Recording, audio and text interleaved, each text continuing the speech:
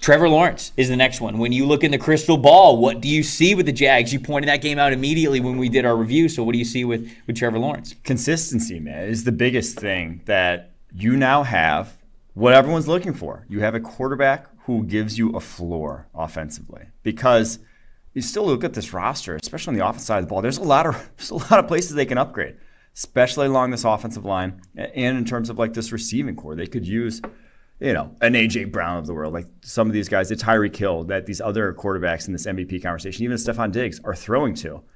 Trevor Lawrence is not still. He doesn't have a guy that caliber, even though Christian Kirk's been fantastic out of the slot for them. I wouldn't put him close to that category of a wide receiver. And yet he's still bearing a Colts defense, bearing a Chargers defense that are solid defenses.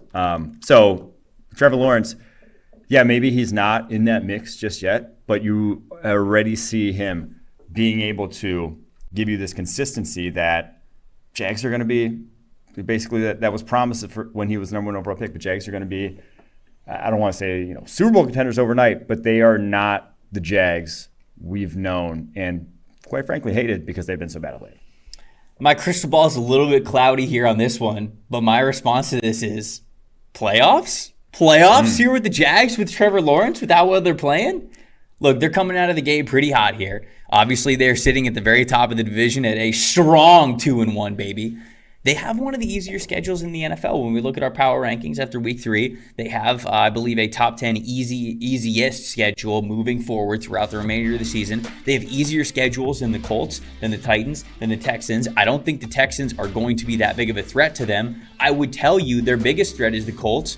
And the Colts, to be honest, probably shouldn't have won that game against the Chiefs. I mean, it was just blunders from the Chiefs that I think really kept them from winning that game. I don't mean to take anything away from the Colts, but that offensive line still played terribly, especially in the first half. That's not a team that's going to consistently win football games with where they are. So unless we are still seeing drastic changes from the Colts, unless somehow the Titans become a lot more dynamic, the ball bounces their way, it's not like they're running away with it either. Jags are sitting there, and I genuinely think they are going to be in the mix for a playoff spot, because they have a chance to win what is the weakest division in the NFL. Oh, you got to fix your crystal ball there. My crystal ball is saying they're in the playoffs. This is the best team in the AFC South right now. I don't think that's really a hot take. I think they are. I think every other team is so drastically flawed. And it's because not just Trevor Lawrence. It's defense. The defense for Jags is a different animal than it was last year. Upgrades that number position. Give Devin Lloyd defensive rookie of the year right now, because he's been playing exceptional. He has been fantastic. All right, maybe I need to move the crystal ball a little bit, like antenna dishes, and see if I can see that playoff picture a little bit clearer. You're going even a little bit bolder than me, but we're on the same track.